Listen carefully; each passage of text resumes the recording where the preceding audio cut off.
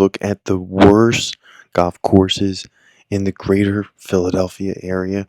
Starting off here at number 10, we're in Delaware. Prison at the time. Anyone that was evading tax evasion, you weren't playing golf here, you were staying here before it was a golf course. Worst part about the course, parking lot. It was for all the people that tax evasion, town drunks and shit like that. No criminals, and they worked the farm. It was a farm. And across the street was all farmland too. So when you get out towards the road, when you get to the par 3, which is right up over here, Okay. you're going to see the par 3, and you're going to see this little white house on the left. Par of it. 3 little white house. Right over on the by the White House, by the side of the road, you'll see the sign that tells you all the stuff. That's cool. It's yeah, pretty that's freaking. I figure there's got to be some cool history. And there's a lot of interesting history at Delcastle Golf Club. You can see right off the bat, old buildings here. And the course was designed by Ed Olt in 1971. So it's got some rich history, almost 50 years old. My expectations were very low, and then getting there and learning about this facility, well, that's the reason we do golf reviews. This course is unbelievable when it comes to history and what you're getting. And with the prison located there on the golf course, it definitely has a lot of history, but more importantly, it's definitely has a lot of improvement with the house that goes through the course and a lot of different buildings cutting through it. It's an interesting layout. I look forward to getting back there and playing this course again. Swinging on out and headed on into our next facility, we have to get over to New Jersey to take a look here at Springfield Golf Center. That's widely considered one of the worst in the Philadelphia area. Old apartment complex, but it is a building, and then you go right into that golf shop. The staff wasn't too excited to see the golfers walking in, but for the most part, it's been raining for the last few days here, so it's pretty busy at all the golf courses around. Brings you right into that first hole. You got a road on the left-hand side, but this is a pretty easy par 4 to start us off. The price is right at this golf course. It's about $35 to play the course, and then only about $45 if you want to add a golf cart to play with it as well. So it's not too bad, not that expensive of a course. And they also have a golf simulator there in the pro shop, it looked like. Now the course is shorter than most, but it is a fun course. It's a you can hit driver on most of these holes that are a par 4, but you got to be careful. If you hit a 300-yard drive, you got a chance to hit someone. The back tees are not that much further back. A great golf course. I think they got memberships there. It looks like online they have some sort of deals. Buy 3 greens, get 1 free for $100. That's anytime buy 3 golf greens, receive 1 additional. That's a 25% savings. The associate package is $225. Purchase the associate golf course pass and receive 5 anytime greens, and also receive discounts on green fees all year long. Receive an additional $10 on your green fees from 11, and then another $5 after 11. So that's a pretty good deal if you play a ton of golf. And again, the course is short. And it has gone up dramatically in price in the last couple years, topping off around $75 currently if you were to get a Sunday top-notch tee time of the day. I like the course. When it was $20 tee times for twilight rate to walk 9, I felt like it was a great course to get out and play. I wouldn't go out of my way. Here, as we bring to you the top remaining courses here in this area, Springfield's great, but there's still some courses that are worse on this list. Even though they're negative, we still want to bring a positive look and want to get you over to these courses and let us know if they've seen improvement, and hopefully they continue to improve down the road here as we move into Oxford Valley. Is a 9-hole course that is walking only. It's 2,025 yards for a par 31. We're going to start off at number 1 here, and you can see that there's a net on the right hand side. That's not a driving range. That's some sort of thrift store on the right. Now I will say you're going to get what you put your money into, and with this for $20 to play it and walk the course, it very well is worth the $20. I will say that the greens were in the least best shape out of all in consider the tee boxes and the fairways and the roughs. The greens were pretty rough. Had to go and take that shot over and over again to get that putt in. Right here you got a 360 yard shot, so some of the holes do get a little bit long. This would definitely be the longest hole on the course. At the time we got a lot of rain the day before and the course was absolutely saturated and we weren't able to get some of the best footage, but you could see that it's got a fun couple trees in there for some picturesque shots on your second shot at the green. And you're not going to have too many full swings with this type of course. You can keep it low, get it under some trees, and it's a really precision type course here. You can find yourself almost in some trouble, but for the most part those second shots are maybe 50-40 yards with a good iron play. The greens, you can see right off the bat, they're hurting. It's a bouncy, it's sandy, and it probably just got aerated. Doing a little bit of research in the golf course, as you could tell it has seen a lot of marsh that cuts through it, but there's a lot of trash that I noticed on this course, and that's why I decided to put it here on the list. It definitely is not the nicest course as we cut through it, and just one of the holes here. Wow, there's still a lot of great golf here. The next course on our list is definitely a fan favorite, but people argue that it's a horrible golf course. I enjoyed it. I thought the conditions were nice, but we want to get the list going with some controversy here as we take a look. Some of your friends are frustrated because they want to play a full 18-hole golf course. I say, hey, hang out, hold on. This course might be the one for you. For $22, you could play this 9-hole course. It might be recommended to play it twice to get the whole 18-hole experience, but they don't have multiple tee boxes here. There's little changes, but for the $22 rate, which you're paying to play more at 18 holes, I think at $38. Each one of the holes here are almost named after something. About the monster, they have nicknames to each one of the holes. Now I spoke with the pro shop, and all of these names are the original names when Bill first designed it. And I give Bill a lot of credit when he put this course together. This guy seems to be playing in my fairway. I'm gonna go down. We're here in the morning time, so it's a nice time of the day. Clubhouse bounce. Yeah, it's a nice start. Course here, which Twin Lakes Golf Course in Pennsylvania, is definitely a fan favorite on this channel. As you can see, we're trying a few different shots back then throughout this course. The putting green surfaces were nice, but due to its comments online and its numerous rating of below a 4 on google.com, we decided to put it here at number, as we move through the list here. There's not much golf left, as we got number 7, but we still have to move into number 6 as we bring to you back into New Jersey a course favorite, Westwood Country Club or Westwood Golf Course, depending on how you look on the weekend. This will be pretty straightforward here at this golf block. As we checked in, I tell you what, you can drive right by this brick building. It's got some history, and we're going to talk all about that. But walking right outside of it, clubhouse, everything's on the back side. There's a putting green right in the middle, but then there's also a putting green beyond that. Right where we are was the second putting green. Sure enough, we had to go off right immediately when we got there. It's one of those type of golf courses. Public golf feels right. You get out there, you don't know who you're paired up with. Lucky for us, we were paired up with a good group and got a good experience of the course. And on this video, we'll walk through each one of those holes here on the front 9, which arguably might not be the best one. They said the back 9 might be better, but that's what they all say to play down. Thank you. And we're going to talk about this golf course and tell you why it's so important for you to get out here and play it if this is the type of golf that you're looking for. It was built by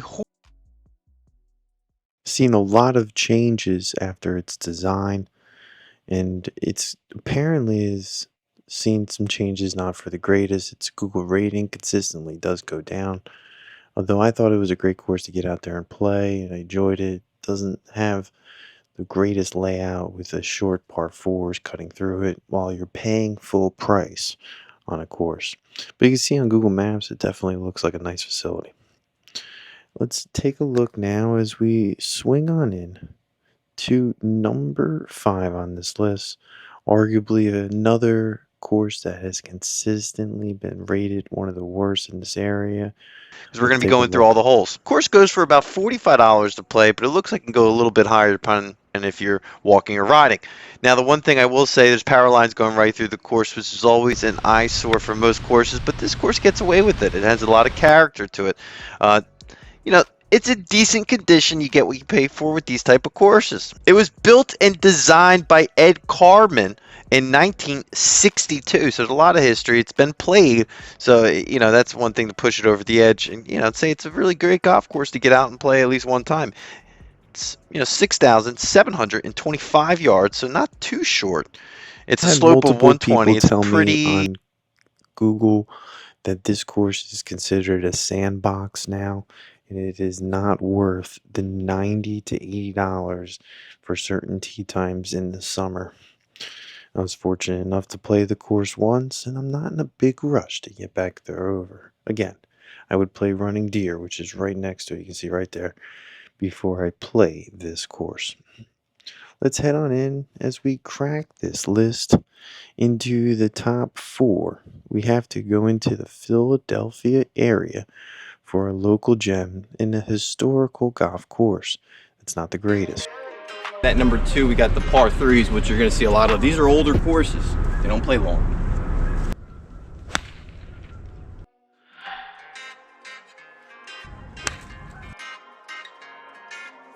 And it does feel like city golf here. More importantly, it's going to feel like a great golfer view. We're going to tell you the history and just the overall amazing story of this course that used to be called Old York Road Country Club in 1909, when a small group of men decided to purchase 67 acres of land for the Abington Friends meeting.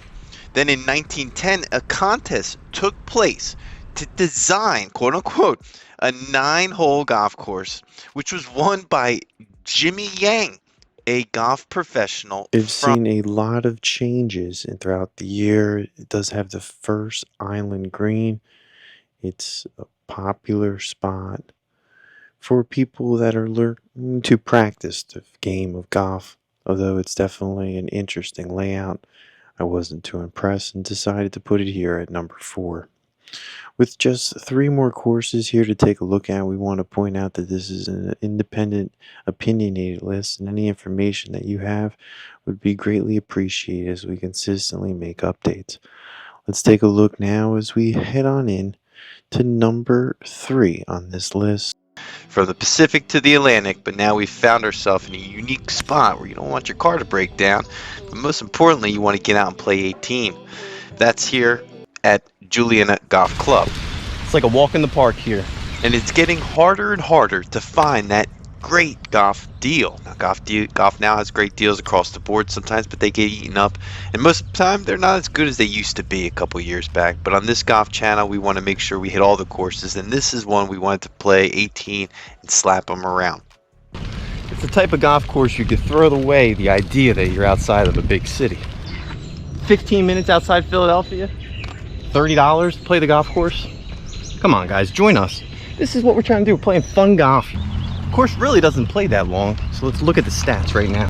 Now, from the back tees, the course is listed at 5,275 yards. I will say some of the tees looked like they could have been a little bit further back, but it wasn't well maintained, but that's not.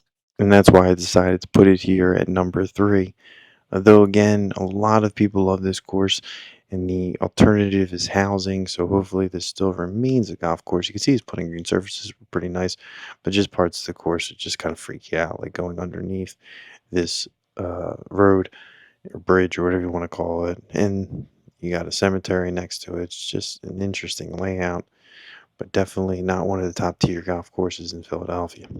Let's take a look now as we bring to you a course called Valley View Golf Course in Newtown Square, a beautiful practice facility. Grew up in Maryland, where he attended the University of Maryland, studied communications, which is interesting.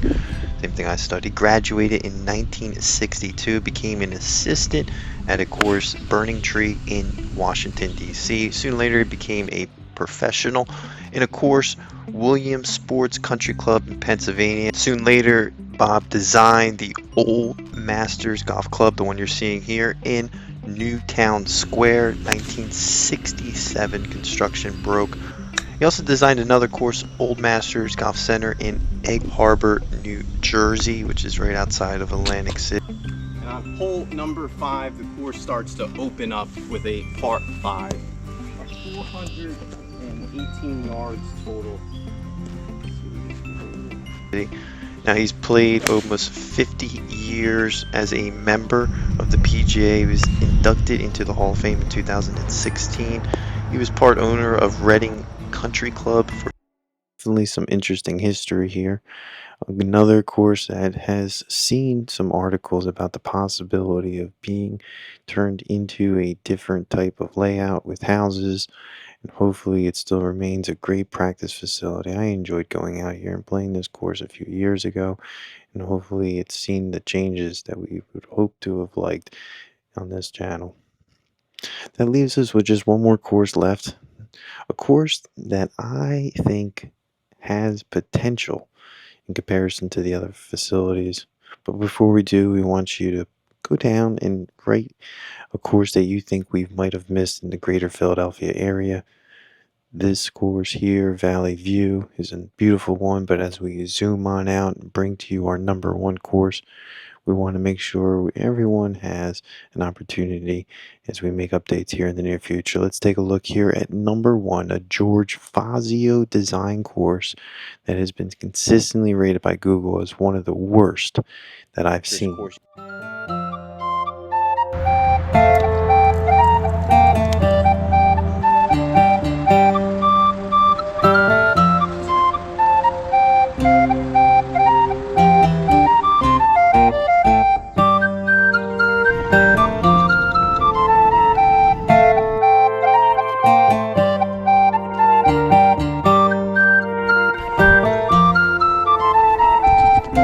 The structure of the golf course is kind of built around these houses that you're seeing right now. Overall, the back 9, which kind of opens up here at number 6, kind of cross over to the street. It's a whole nother golf course in my opinion. I don't know if you want to come out here and slam driver every time. You could iron golf play here, get better at your iron shots. We'll be as transparent as we can, zooming into this course that really does have a lot to offer when you first get there. When you settle in, you start to realize it is a 3.2 out of 5 on Google. All right, let's take a look at the greens on hole 1. It's currently operated as a township course, so the price range is extremely reasonable. And if you're just practicing golf, this might be a good location just to try to get better at your short play. You might hit driver on few of the holes. You could probably drive a couple if you hit it about 300 yards. The course is located in Thornsdale, Pennsylvania. You got to think about your shots before you hit off the tee. We got definitely a layout that has very spotty surfaces.